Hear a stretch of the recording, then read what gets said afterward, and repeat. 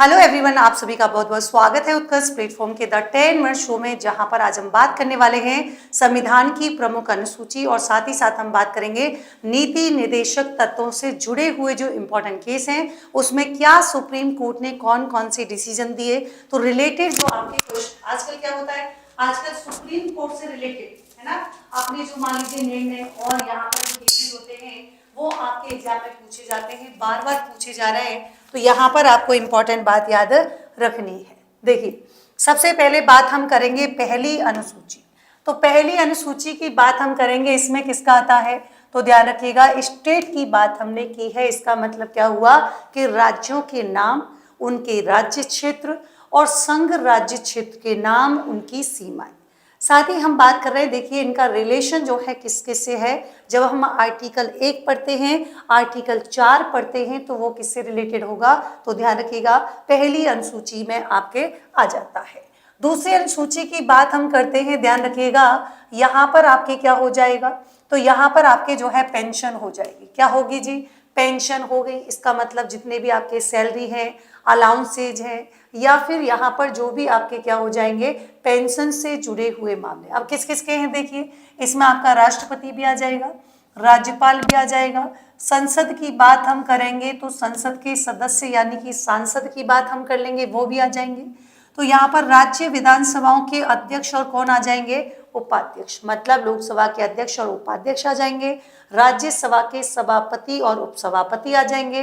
राज्य विधानसभाओं के अध्यक्ष और उपाध्यक्ष आ जाएंगे। से तो आपको रटने की जरूरत नहीं है। देखो बहुत सारे बच्चे तो कंफ्यूज ही हो जाते हैं, राष्ट्रपति आएगा, राज्यपाल, इसका मतलब उपराष्ट्रपति का वेतन इसमें शामिल नहीं होगा। तीसरी बात कि उपराष्ट्रपति के साथ साथ हम यहाँ पर बात कर रहे हैं किसकी, संसद, और संसद के साथ साथ विधानमंडल। तो इनके भैया कौन है, संसद के 2, लोकसभा और राज्यसभा, और विधानमंडल के कौन हो जाएंगे, विधानसभा और विधान परिषद हो जाएगी। तो आपको कह रहे हैं विधानसभा और विधान परिषद के अध्यक्ष उपाध्यक्ष, मतलब वही सभापति उपसभापति बोल देते हैं अपन, और लोकसभा के अध्यक्ष उपाध्यक्ष हो जाएंगे, तो एक ही हो जाएंगे। फिर आता है सुप्रीम कोर्ट, हाई कोर्ट, यानी कि सुप्रीम कोर्ट और हाई कोर्ट के कौन आ जाएंगे, जजेज यहाँ पर आ जाएंगे। और फिर आपके आता है कौन सा, कैग। इसके भी आपकी बात की गई है कौन सी, दूसरी अनुसूची में बात हम यहाँ पर करते हैं। अब कौन कौन से आर्टिकल आएंगे, तो आर्टिकल 59 का क्लॉज 3 आ जाएगा, 65 का क्लॉज 3 आ जाएगा, 75 का क्लॉज 6 आ जाएगा, 97, 125, साथ ही साथ देखिए 148(3) मतलब कैग के पास आ गया, 158 का क्लॉज 3, 164 का 5, और 186 और 221 आपके कौन सा है, दूसरी अनुसूची से रिलेटेड यहाँ पर हो जाएगा। फिर आता है, देखिए अब तक हमने किया है SPO, मतलब यहाँ पर संघ राज्य क्षेत्र, P से ध्यान रखिएगा पेंशन, O से ओथ, ओथ का मतलब शपथ की बात हो रही है। तो इसमें देखिए किस किसकी शपथ का उल्लेख यहाँ पर किया गया है। तो एक बात बताएं, देखिए जैसे आपका राष्ट्रपति का पद हो गया, उपराष्ट्रपति का पद हो गया, राज्यपाल का पद हो गया। मतलब देखिए जी, राष्ट्रपति, आपने कहा उपराष्ट्रपति, ठीक है, आपने कहा इसके अलावा जो हमारा कौन सा पद है, राज्यपाल।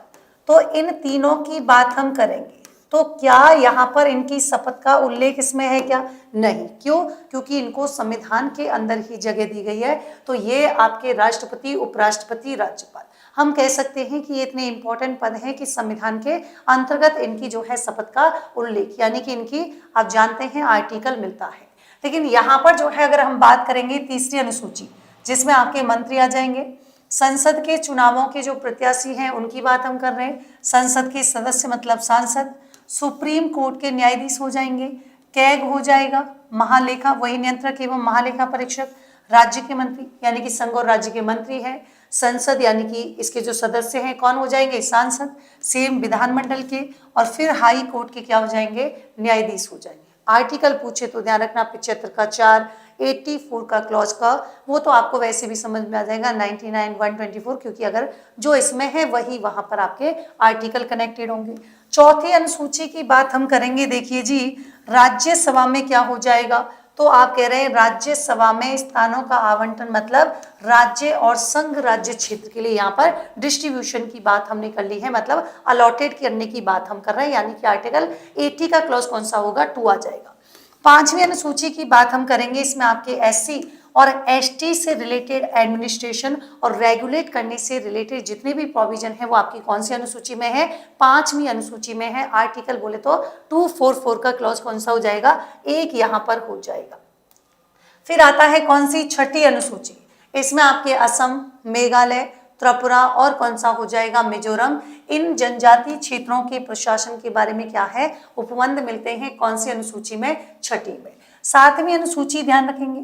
अब यहाँ पर आप जानते हैं कौन कौन से, देखिए एक तो आपका संघ सूची, एक आपका कौन सा हो जाएगा, समवर्ती सूची, है ना, एक संघ सूची, एक आपका राज्य सूची और एक आपका कौन सा है, समवर्ती सूची। यानी कि देखिए ऐसे विषय जिन पर कानून बनाने की शक्ति केवल केंद्र सरकार को हो, संघ सूची, और राज्य सूची में वर्णित जो विषय है उन पर केवल कानून कौन बना सकता है, स्टेट गवर्नमेंट बना लेगी। लेकिन यहाँ पर उन विषयों का उल्लेख है जिस पर केंद्र सरकार और राज्य सरकार यानी कि सेंट्रल गवर्नमेंट और स्टेट गवर्नमेंट क्या कर सकती है, कानून बना सकती है, वो वाली बात यहाँ पर आपके कह रहे हैं। तो इसमें 7वीं अनुसूची में संघ सूची, राज्य सूची और समवर्ती सूची के बारे में क्या है, उल्लेख है। और आर्टिकल आपसे पूछ ले तो 246 अपने को याद रखना है। फिर आती है 8वीं अनुसूची। 8वीं में ध्यान रखिएगा कितनी भाषा है, 22। अपने कहेंगे वर्तमान में 22 है, लेकिन अगर मूल संविधान में पूछे तो कौन सा हो जाएगा, 14 यहाँ पर आपको याद रखना है। फिर आप कहेंगे कि देखिए यहाँ पर जब 21वां संविधान संशोधन हुआ था, इसके थ्रू बताइए कौन सी भाषा जोड़ी गई, तो आप कहेंगे 15वीं भाषा को यहाँ पर शामिल किया गया। और 15वीं भाषा के रूप में हमने कौन सी भाषा को किया है, तो सिंधी भाषा को। फिर देखो कैसे याद रखेंगे, फिर 71वें संविधान की बात हम करेंगे संशोधन की, तो ऐसे याद रखिएगा, नमक। नमक से कैसे याद रखेंगे, देखिए न से बोलो क्या हो जाएगा, नेपाली हो जाएगा। मैं से बोलो क्या हो जाएगा, मणिपुरी हो जाएगा, मतलब मणिपुर हो जाएगा और वहाँ की भाषा मणिपुरी हो गई। और कैसे ध्यान रखिएगा, कैसे क्या हो जाएगा, कोंकणी।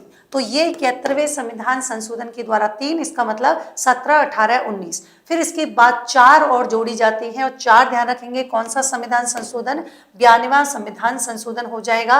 और ये कैसे याद रखोगे, देखो BDMS, मतलब देखो Bodo, D for Dogri, M से मैथिली और S से क्या हो जाएगा, संताली। यानी कि BDMS क्या हो जाएंगे, 4। तो टोटल वर्तमान में कितनी है, 22 भाषाएं इसमें आपके शामिल हो जाएंगी। जब हम 9वीं अनुसूची की बात हम करते हैं तो पहली बात तो जो 9वीं अनुसूची है वो प्रथम संविधान संशोधन के द्वारा यहाँ पर क्या है, ऐड की गई थी। अब यहाँ पर बेसिकली मतलब क्या है, जितने भी लैंड रिफॉर्म है, जो भी हमारे भूमि सुधार और जमींदारी उन्मूलन, यानी कि जमींदारी जो सिस्टम है उसके अबॉलिश करने के लिए क्या किए गए, तो यहाँ पर जितने भी अधिनियम हैं, जितने भी आपके नियम हैं, उपनियम हैं, विनियम हैं, इनको न्यायालय के पुनर्वलोकन की शक्ति से क्या है, बाहर किया जा सके। यहाँ पर ये इसका उद्देश्य था। वर्तमान में 284 प्रविष्टियां हैं जो कि कई संविधान संशोधनों के द्वारा शामिल की गई है। फिर 1981 में एक केस आता है कौन सा, बामन राव।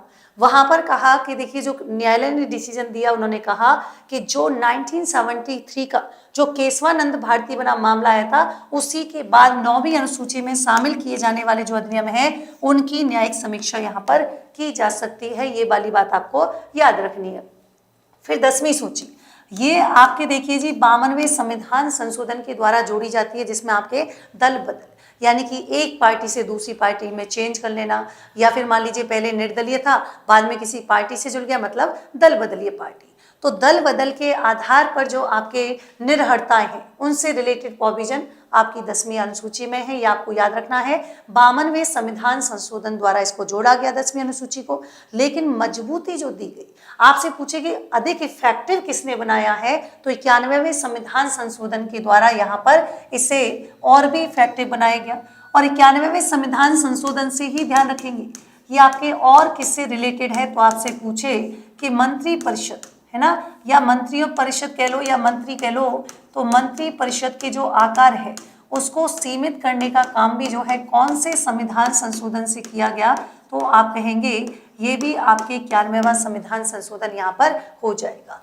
11वीं अनुसूची आप जानते हैं 73वां संविधान संशोधन, जिसने पंचायती राज संस्थाओं को संवैधानिक मान्यता दी, और उसी के तहत यहाँ पर जो है 11वीं अनुसूची जोड़ी गई। तो ये किससे रिलेटेड है, पंचायत से। बोलो इसमें कितने विषय होंगे, 29 होंगे।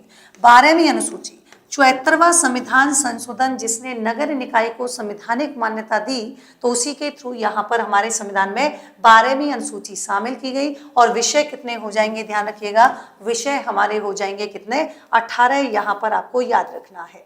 अब कल आपको याद होगा मैंने आपको डीपीएसपी वाला चैप्टर जो है 10 मिनट शो में पढ़ाया था, और आज मैं इनसे रिलेटेड मतलब एक इंपॉर्टेंट बात बताने वाली हूँ कि फंडामेंटल राइट और हमारे जो डीपीएसपी में क्या है, टकराव की स्थिति हुई, मतलब इनमें कन्फ्लिक्ट हुआ। और जब इनमें कन्फ्लिक्ट हुआ तो यहाँ पर हम कुछ इंपॉर्टेंट केसेस की बात करेंगे, जैसे चंपाकम दोराई राजन 1951 का केस है। इसमें सुप्रीम कोर्ट ने कहा कि देखिए जो मूल अधिकार है इनको निर्देशक तत्वों पर वरीयता दी। इन्होंने कहा कि नीति निर्देशक तत्वों को लागू करने के लिए क्या है, मूल अधिकारों का उल्लंघन किसी भी कीमत पर नहीं किया जाएगा। ये वाला मामला चंपाकम से आया। तो हम पहला संविधान संशोधन 1951, अब इसने क्या किया, संविधान में आर्टिकल 31 का क और ख जोड़ा और संपत्ति के अधिकार को सीमित कर दिया गया ताकि निर्देशक तत्वों को क्या किया जा सके जी, लागू किया जा सके। फिर चौथा संविधान संशोधन आया।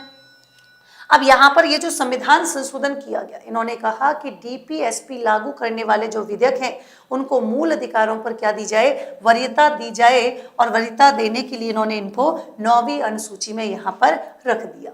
फिर बात आती है केरल शिक्षा विधेयक बाद 1959 की, तो ये भी आपके कई बार पूछ लिया जाता है।